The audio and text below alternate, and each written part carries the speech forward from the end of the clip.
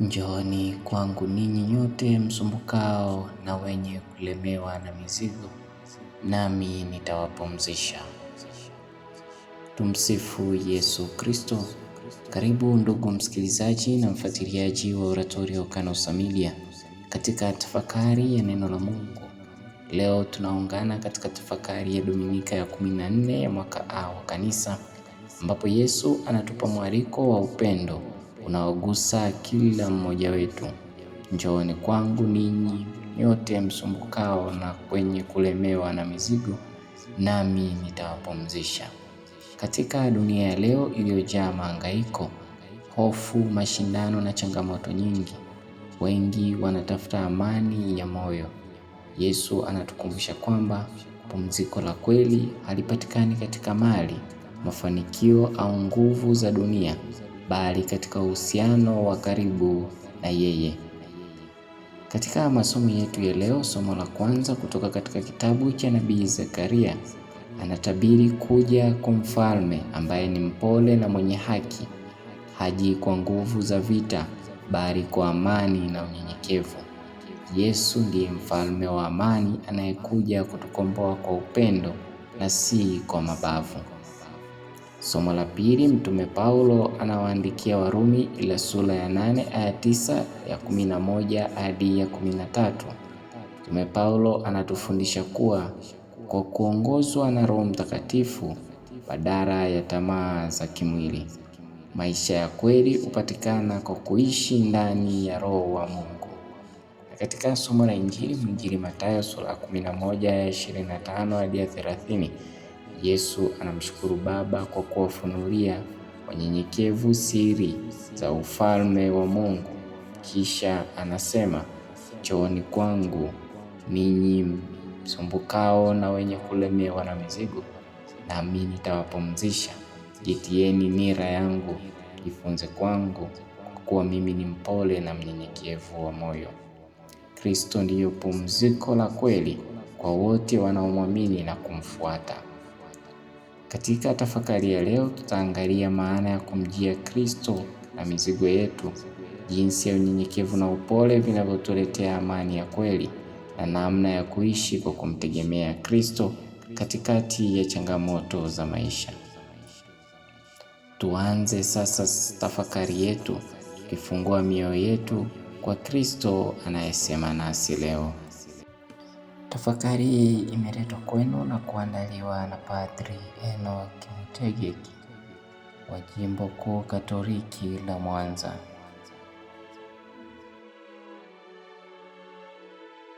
Kwa jina la Baba na la Mwana na la Roho Mtakatifu. Amina. Wapendwa katika Kristo, karibuni katika tafakari ya masomo ama liturujia ya neno ya Dominika ya 14 ya mwaka A wa Kanisa.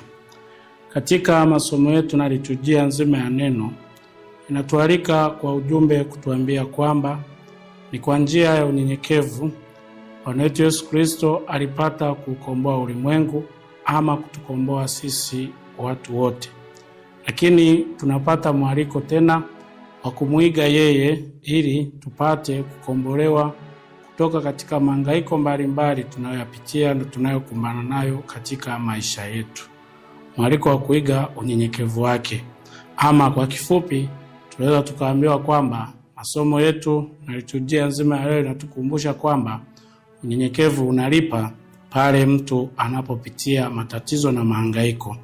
Katika katekisimu namba 544 tunakumbushwa kwamba ufalme wa Mungu ni wa watu wadogo na maskini, yaani wale waliompokea kwa mioyo mnyenyekevu Yesu, na yeye anashiriki maisha ya maskini kuanzia horini hadi msalabani, akijua njaa, kiu na uchovu wao. Hivyo tunaalikwa na ni mwaliko kwamba tufungue mioyo, tumkaribishe yeye ili apate kutufundisha namna ya kunyenyekea, na ili neema ya Mungu iondoe kiburi cha kibinadamu kinachotutenga na upendo wake, na kutufanya kuwa katika hatari ya kubeba au kushindwa kuishika nira ya Kristo ambayo ni laini na nyepesi. Ndio maana katika antifona ya kuingia ama wimbo wa mwanzo tunakumbushwa kwamba tumezitafakari fadhili zako Mungu katikati ya hekalu lako, kama lilivyo jina lako Mungu ndivyo na sifa yako hata miisho ya dunia, kwamba mkono wa Mungu wa kuume umejaa haki. Tunapopitia mahangaiko, tunapoteseka, tunakumbushwa kuzitafakari sifa njema za Mungu, kazi zake njema na uwezo wake, ili utupatie tumaini lilo kuu, kumkimbilia yeye, kumwomba na kungojea fadhili zake zipate kutukomboa kutoka katika mahangaiko hayo. Tunapoadhimisha na tunapotafakari liturujia ya neno katika Dominika hii, tujiulize maswali kwamba je, pale tunapolemewa na shida za kiuchumi, magonjwa au mafarakano katika familia na pengine katika jamii zetu, tumaini letu ni lipi? Na je, tunakumbuka kwamba huyu Mungu ndiye mwenye nguvu na ndiye aliyeweza kutukomboa katika historia, na bado uwezo wake huo unaweza ukadhihirika katika hali yetu hiyo tunayoipitia. Tujiulize pia kwamba je, tunaishi kwa roho ya kiburi ama ile roho ya akili ya kujitegemea sisi wenyewe pasipo kutegemea nguvu ya Mwenyezi Mungu, au pasipo kuwa wanyenyekevu katika uwezo wake na katika maelekezo yake? Na hivyo basi tuendelee kujiuliza maswali hayo na kutafakari kuona ni namna gani tunapita katika hali ngumu na katika hali ambazo tungeshawishika kutumia nguvu zetu sisi wenyewe na pengine zaweza kushindwa tukaishia kukata tamaa. Katika masomo yetu ya leo tunaona kwenye somo la kwanza Nabii Zekaria sura ya 9 aya ya 9 mpaka ya 10 analeta utabiri wa kwamba yupo atakaye kuja kuwakomboa, hasa binti za Sayuni na binti ya Yerusalemu. Anatukumbusha sisi jinsi alivyowakumbusha wao kwa nyakati zile kwamba washangilie kwa sauti kuu kwa sababu mfalme wao anakuja. Nasi tunapokuwa katika mahangaiko na matatizo, daima tunaalikwa kushangilia katika tumaini lile la kwamba Bwana wetu mfalme anakuja, pasipo kumpangia muda ni lini na ni wakati gani apate kutenda ama kudhihirisha nguvu zake. Lakini mfalme huyu ni watofauti sana na wafalme wa kidunia, kwamba yeye ni wa haki, ana wokovu na ni mnyenyekevu. Amepanda punda mnyama wa kazi na amani, na si farasi wa vita kama jinsi walivyokuwa wafalme wa kidunia. Lakini mfalme huyu haji kwa mabavu au silaha za kidunia kama ilivyozoeleka. Anakuja kuondoa magari ya vita na upinde wa vita na kuwatangazia mataifa amani. Mfalme huyu anakuja tofauti na jinsi wafalme wengine walivyozoea, na mamlaka yake haina mipaka. Sasa tunapoambiwa mamlaka yake yanaanzia toka bahari mpaka bahari, huu ni unabii unaotimizwa kikamilifu na ujio wa Bwana wetu Yesu Kristo, hasa anayeingia Yerusalemu kwa unyenyekevu, anayekuja kumkomboa mwanadamu kwa unyenyekevu. Jambo hili linaturudisha katika ile antifona ya mwanzo ama wimbo wa kuingia, ambayo limetutangazia kuwa tumezitafakari fadhili za Mungu na hivyo kuzijua sifa zake, ambazo ni kuwa mkono wa Mungu umejaa haki. Tumtafakari Mwenyezi Mungu, tujifunze ni mangapi ametutendea ili atupe ujasiri na nguvu ya kuendelea mbele katika safari ya maisha yetu. Kumbe tunakumbushwa kwamba tunapojisikia au kujihisi kuonewa, kunyanyaswa na kuishi katika mazingira ya migogoro, Nabii Zekaria katika Dominika ya leo na katika ujumbe huu anatualika na anatufundisha kuwa ushindi wa kweli hautoki katika kulipiza kisasi ama kutumia nguvu zetu wenyewe, bali ushindi unatoka kwa kumkaribisha mfalme wa amani maishani mwetu, ambaye anajua jinsi ya kutuliza dhoruba na mioyo yetu bila kutumia silaha za kidunia. Kwa lugha nyingine, tusijitegemee sisi wenyewe katika mapambano ya kidunia, bali tumtegemee na kumkaribisha huyu mfalme wa amani anayetabiriwa katika sehemu hii ya somo la kwanza.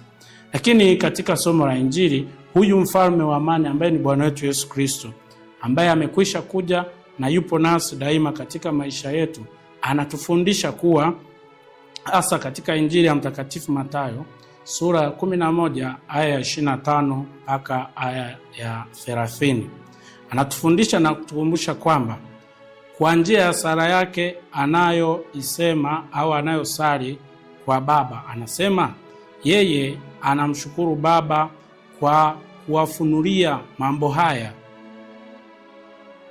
wale walio wenye wadogo au walio kama watoto wachanga, na hivyo anamshukuru pia kwa kuwaficha wale wenye akili au wale wenye kiburi na hekima ya kidunia. Jambo hili linatukumbusha na kuturudisha katika unyenyekevu. Watoto wachanga ni wanyenyekevu, hivyo wamefunuliwa mambo haya, kwamba ili tuweze kufunuliwa makuu zaidi ya Mungu ni lazima kuwa kama watoto wachanga kwa unyenyekevu, na hivyo kutotegemea hekima na akili ya kidunia, kutotegemea hekima na akili zetu binafsi sisi wenyewe. Wenye hekima wa dunia hii wamejaa kiburi na kiburi cha akili, hivyo hawawezi kumjua Mungu. Ni wale tu walio na mioyo safi na minyenyekevu kama watoto wachanga wanaopewa uwezo huo ama siri hiyo kubwa. Ndio ujumbe mkuu wa sala ya Bwana wetu Yesu Kristo. Daima tujitahidi kumtegemea yeye, kuwa wanyenyekevu, ili daima sala hii ya Kristo iwe na mashiko, kwamba daima tumshukuru Mwenyezi Mungu, yeye amshukuru Mwenyezi Mungu, kwamba Mwenyezi Mungu atukuzwe kwa kutufunulia haya makuu, hasa pale tutakapokuwa wanyenyekevu. Kisha Bwana wetu Yesu Kristo anatupa mwaliko mkuu sisi wenyewe wote. Ni mwaliko wa faraja, kwamba wale wote wanaoteseka, sote tunaohangaika, anatualika, njooni kwangu ninyi nyote msumbukao na wenye kulemewa na mizigo, nami nitawapumzisha. Tunaalikwa kumwendea yeye daima katika mizigo na mahangaiko yetu, katika mahangaiko mbalimbali na mateso mbalimbali. Tusichoke kumkimbilia yeye, anayo ahadi kubwa kwetu kwamba atatupumzisha. Lakini anatuhimiza kubeba nira yake, ambayo ni sheria na mapenzi yake yale anayotaka tupate kuyatimiza katika maisha yetu. Hivyo na anatualika pia tujifunze kwake, kwa sababu yeye ni mpole na mnyenyekevu wa moyo. Tujifunze unyenyekevu na upole wa moyo wa Kristo, ili tukapate kuyaendea magumu yanayotukumba katika maisha yetu. Anamalizia kwa neno la faraja pia, akisema kwamba baada ya sisi kujifunza kwake, baada ya sisi kuwa wafuasi wema na wenye kuishika nira yake, anasema nanyi mtapata raha nafsini mwenu, kwa maana nira yangu ni laini na mzigo wangu ni mwepesi. Tumkimbilie Kristo ili mizigo yetu iweze kuwa mepesi. Huu ni mwongozo makini kwetu, hasa ambao bado tunaishi, kwamba maisha yamejaa mizigo mingi, mizigo ya dhambi, mizigo ya hofu, mizigo ya lawama na mizigo ya mahangaiko ya kipi kitatokea kesho. Mizigo ya hofu, mizigo ya kutokuwa na uhakika na maisha na kipi kitaendelea. Mizigo ya kushindwa kuona yale yote tunayokumbana nayo ni magumu na hivyo hatuyawezi. Lakini Bwana wetu Yesu Kristo hatuambii kwamba tuikimbie mizigo hiyo au tuyakimbie majukumu yetu, bali anatualika kuyabeba pamoja naye. Tukiwa pamoja na Kristo tunapata ujasiri na tumaini la kuibeba mizigo yetu. Nira yake ni laini kwa sababu yeye anabeba sehemu kubwa ya uzito huo pamoja nasi. Tusichoke kumtegemea. Tunajifunza kuwa wapole na wanyenyekevu.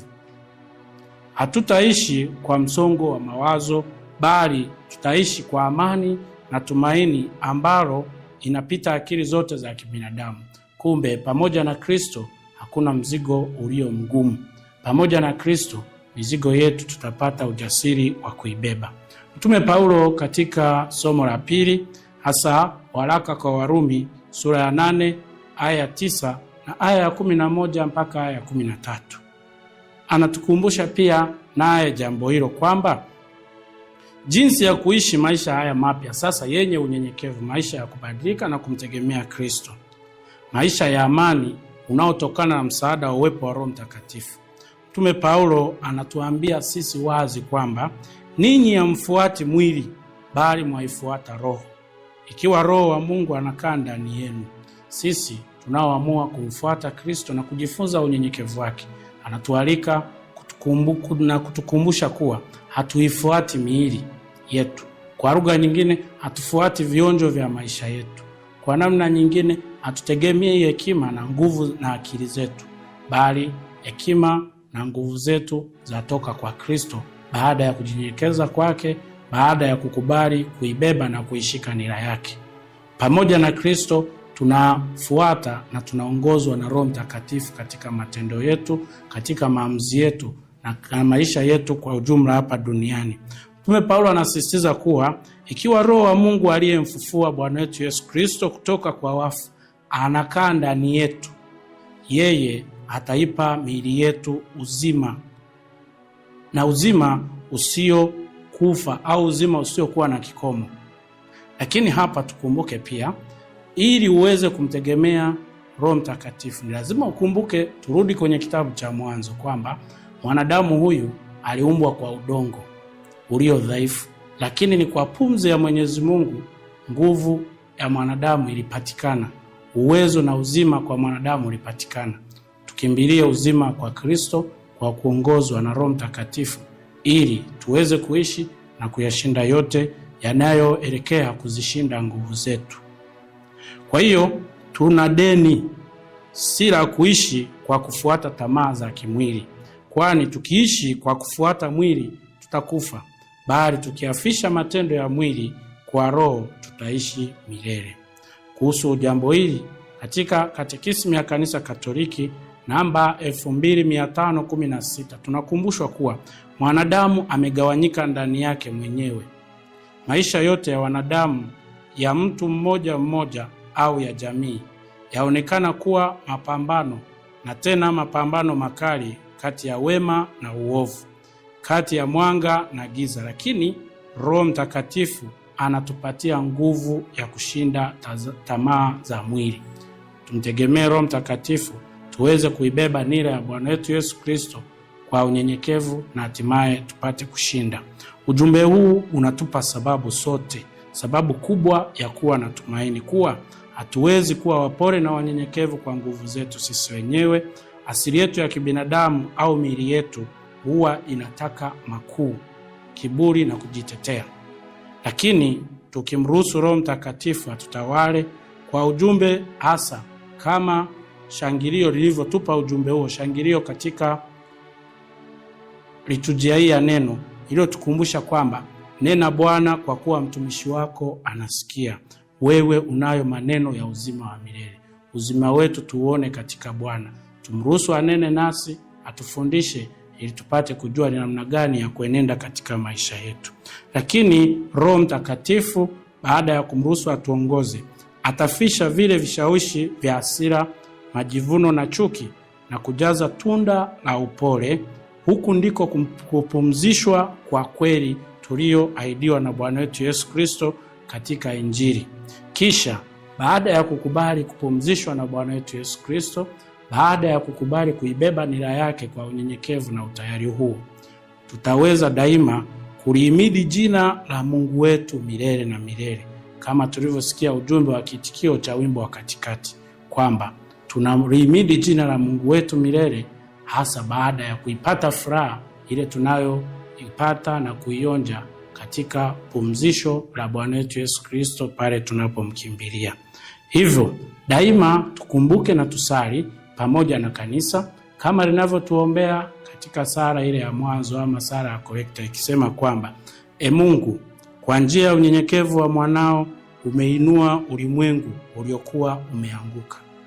Wajalie waamini wako furaha takatifu, ili hao uliowaondoa katika utumwa wa dhambi wapate kuifikia furaha ya milele.